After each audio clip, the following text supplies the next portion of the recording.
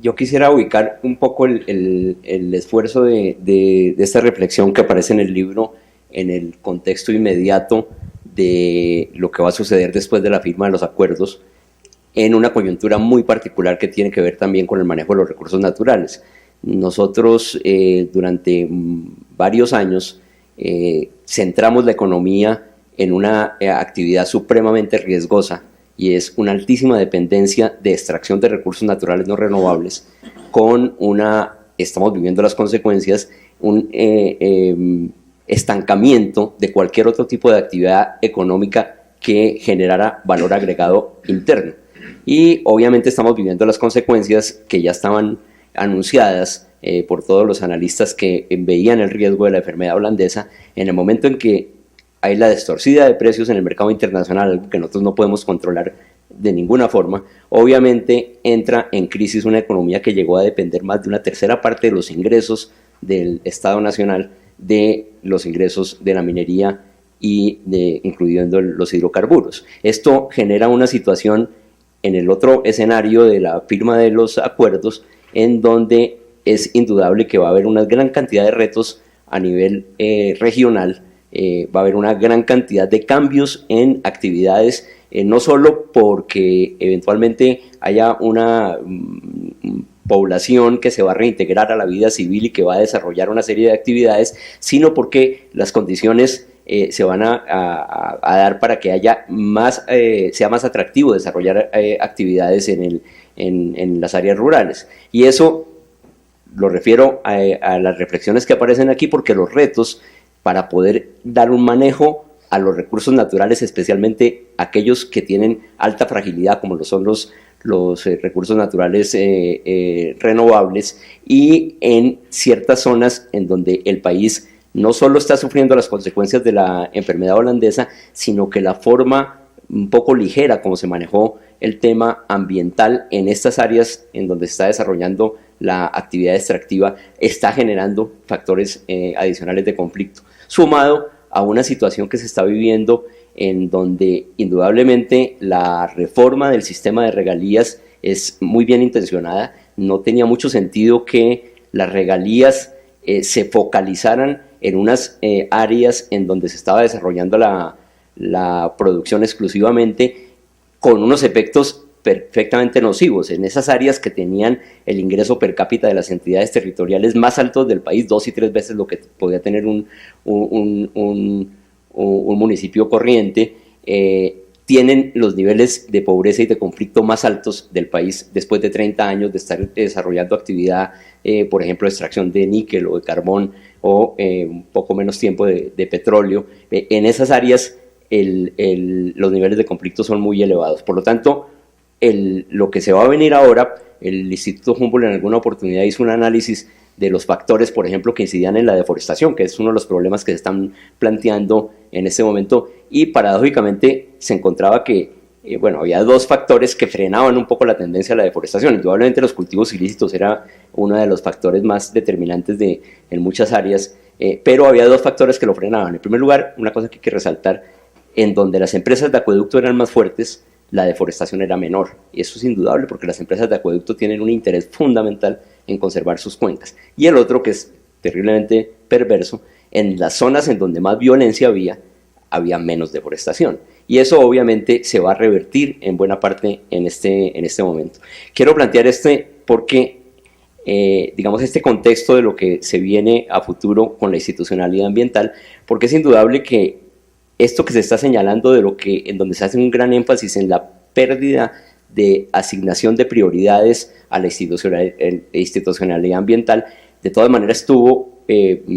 un contrapeso muy importante en la definición del Sistema Nacional Ambiental. En primer lugar, porque se crearon unos mecanismos de financiamiento de las instituciones ambientales, especialmente de las corporaciones autónomas regionales, que garantizaba que no dependieran del nivel de prioridad del gobierno central. Si hubieran dependido el financiamiento ambiental en los últimos 20 años de la prioridad del gobierno central, estaríamos en este momento con cero recursos para afrontar esos retos que se nos vienen en este momento, porque las cifras que se presentan aquí, En este momento las instituciones nacionales ambientales tienen una participación que es la tercera parte de la participación en el presupuesto general de la nación que tenían hace 15 años. Es decir, esos primeros años de bonanza de las instituciones nacionales, en donde se estaba, digamos, construyendo la institucionalidad después de la ley 99, rápidamente decayó, y si toda la inversión ambiental y la capacidad de asignación de recursos públicos hubiera dependido de esa voluntad nacional, estaríamos en este momento absolutamente quebrados. Pero se creó un sistema de financiamiento de las corporaciones que ha garantizado digamos, una asignación de recursos públicos relativamente estable, y especialmente porque depende de factores como el impuesto predial. Obviamente podría ser mucho mayor, pero en las corporaciones en donde está la jurisdicción de las áreas más formalizadas del impuesto predial, y que a su vez tienen una captación de una parte del impuesto predial urbano, pues obviamente son corporaciones con recursos bastante razonables para asumir sus retos. Hubo un problema de todas maneras en ese esquema de poner a depender del impuesto predial y de otro factor importantísimo que eran las transferencias del sector eléctrico, y es que quedó centralizado y focalizado el recurso financiero en las áreas más formalizadas, en el predial, y en donde se concentraba la generación eléctrica, especialmente las hidroeléctricas. Y la Contraloría publicó hace algunos años un balance entre las responsabilidades ambientales de las 33 corporaciones y la distribución de los recursos. Y eso, si uno lo repite actualmente, sigue igualmente desbalanceado. Uno aspiraría que si construye unos índices de distribución de responsabilidades ambientales, obviamente en donde está la mayor cantidad de actividad económica y población tiene mayores responsabilidades, pero hay un diferencial muy grande debería ser una participación equitativa de las responsabilidades, y es terriblemente inequitativa la concentración de los recursos en unas pocas corporaciones. Ahora bien, el tema de qué tiene que ver las corporaciones, por supuesto, porque es parte de la institucionalidad que teóricamente debería estar más cerca al manejo de todos estos conflictos en dos direcciones fundamentales, y creo que ese es uno de los puntos bien interesantes que se reflexionan aquí. Uno, como autoridad ambiental, como ente regulador que debería estar controlando las actividades dentro de su jurisdicción, y el otro, como inversionista de esos recursos que le suministraban para garantizar, digamos, ciertas actividades de manejo de los recursos renovables. En el tema de la autoridad ambiental, incluso en los últimos años, especialmente en las dos últimas administraciones de Uribe, se dio una señal terriblemente perversa que yo creo que se sigue manteniendo, y es que las corporaciones autónomas regionales solo podían gastar el 10% de sus ingresos en funcionamiento. ¿Y dónde está entonces el cumplimiento de la función como autoridad ambiental? ¿Cómo puede ser una institución que tiene una altísima responsabilidad en vigilancia y control de las actividades que se dan en su jurisdicción, que son actividades de funcionamiento, por supuesto, se les restringe en esa forma tan marcada la actividad de vigilancia y control, restringiéndole el presupuesto que pueden asignar en esa dirección? Ahora bien, de todas maneras, las actividades que tenían que ver con la regulación y control, ha venido un proceso en la última etapa que se señala muy bien en el libro, muy preocupante, y es que si uno revisa las modificaciones que se le han venido al proceso de licenciamiento ambiental y a la institucionalidad, incluso a esa que es bastante cuestionable, haber desligado de las responsabilidades directas del ministerio las responsabilidades de gestión ambiental en las licencias que tenía, y delegárselas a una agencia como la Agencia de Licencias Ambientales, la ANLA, quitándole prácticamente todas. Y el último decreto que acaba de salir para el 2220, que acaba de salir ayer o antier, es todavía la concentración de la desregulación y sobre todo de la centralización de las decisiones, eliminando los procedimientos que deberían estar en las actividades, en las autoridades ambientales regionales que tienen mayor contacto con ese tipo de procesos. Indudablemente se habla de la crisis también de las corporaciones muy permeadas lo decía el profesor Carrizosa con toda claridad, por esos niveles de corrupción que se generan como producto de las situaciones de conflicto. Y de todas maneras hay que reflexionar, y un tema que se plantea: ¿qué hacer con las corporaciones? Hay una situación que es bastante sintomática, y es que en todas las